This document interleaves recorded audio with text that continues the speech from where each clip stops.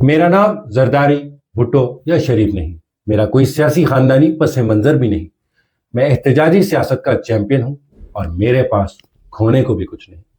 یہ الفاظ کسی اپوزیشن لیڈر کے جلسے کے نہیں تھے، یہ آتش اعلان تھا سہیل آفریدی کا، خیبر پختونخوا کا نیا وزیر اعلیٰ منتخب ہونے کے فوراً بعد اپنی پہلی تقریر میں، جس نے سیاسی دنیا میں تہلکہ مچا دیا۔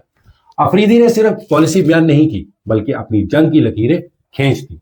یہ کوئی تقریر نہیں تھی، یہ تصادم کا ایک منشور تھا۔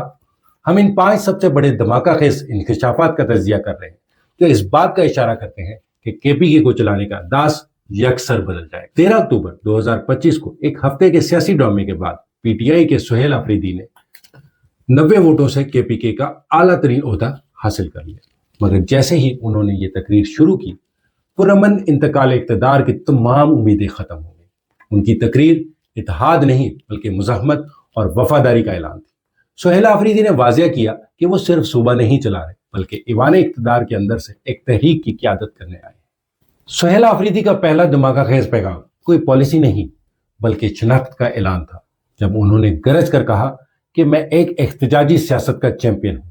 تو یہ اسلام آباد کے لیے ایک واضح اشارہ تھا کہ یہ روایتی سیاست نہیں ہوگی۔ سالوں سے احتجاج پی ٹی آئی کا ہتھیار رہا، مگر آفریدی اب وہی جذبہ وزیر اعلیٰ کے دفتر میں لے کے آئے۔ اس اختلاف رائے کے پلیٹ فارم میں بدل کر انہوں نے اپنے مخصوص طبقے کی جڑوں پر زور دیتے ہوئے کہا کہ وہ عوام سے تعلق رکھتے ہیں، اشرافیہ سے نہیں۔ وہ ایک غیر روایتی وزیر اعلیٰ ہے جو منصب نہیں، سیاسی جنگ کا ہتھیار بننے آئے ہیں۔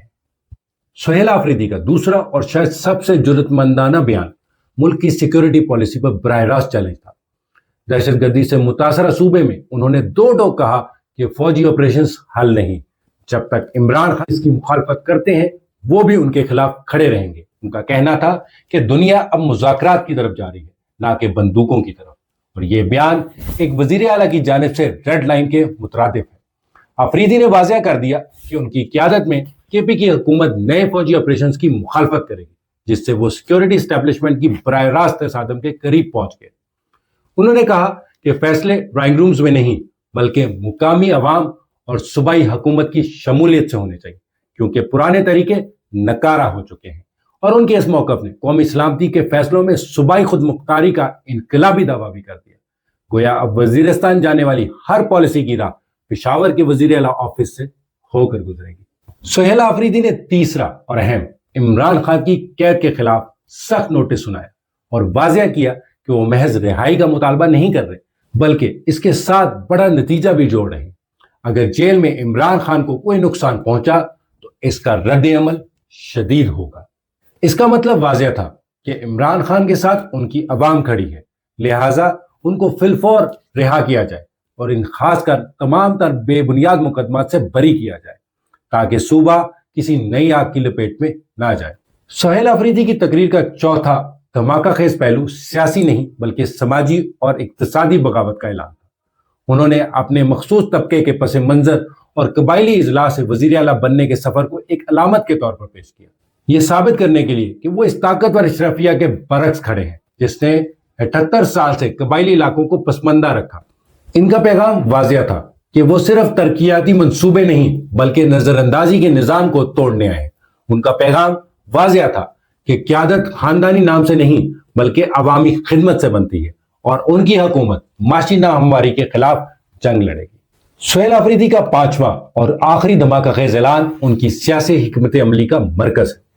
نئے ضم شدہ قبائلی اضلاع سے آنے والے پہلے وزیر اعلیٰ کے طور پر انہوں نے اس خطے کو اپنی طاقت کی بنیاد بنا لیا۔ اپنی تقریر میں انہوں نے قبائلی عوام کی جدوجہد کو اجاگر کیا اور خود کو ان کا اصل نمائندہ قرار دیا، یہ وعدہ کرتے ہوئے کہ اب ان علاقوں کو مزید نظر انداز نہیں کیا جائے گا۔ تعلیم، ترقی اور فکری بیداری پر زور دیتے ہوئے انہوں نے ایک نئے دور کا عندیہ دیا جو صرف سڑکوں یا فنڈز نہیں بلکہ وقار اور شناخت کی بحالی پر مبنی ہے۔ سہیل آفریدی کی پہلی تقریر دراصل اعلان جنگ تھی۔ سیاسی اسٹیبلشمنٹ، سیکیورٹی پالیسی، مرکزی حکومت کے اختیارات اور سماجی ناانصافیوں کے خلاف انہوں نے خود کو فیڈریشن کا پارٹنر نہیں بلکہ اندر سے بغاوت کرنے والا رہنما ثابت کیا۔ خیبر پختونخوا کو اسلام آباد کے ساتھ ممکنہ تصادم کی راہ پر بھی ڈال دیا۔ یہ تقریر پاکستانی سیاست کا نیا باب کھول سکتی ہے۔ اب سوال یہ ہے کہ باقی ملک کیسے رد عمل دے گا۔ آپ کے خیال میں آفریدی کی تقریر کا سب سے چونکا دینے والا پہلو کون سا تھا؟ اسٹیبلشمنٹ کی پالیسی کو چیلنج کرنا یا عمران خان کے لیے ممکنہ رد عمل کی دھمکی؟ اپنی رائے کمنٹس میں ضرور بتائیں۔ ویڈیو پسند آئے تو اسے لائک کریں، چینل کو سبسکرائب کریں۔ جزاک اللہ خیر۔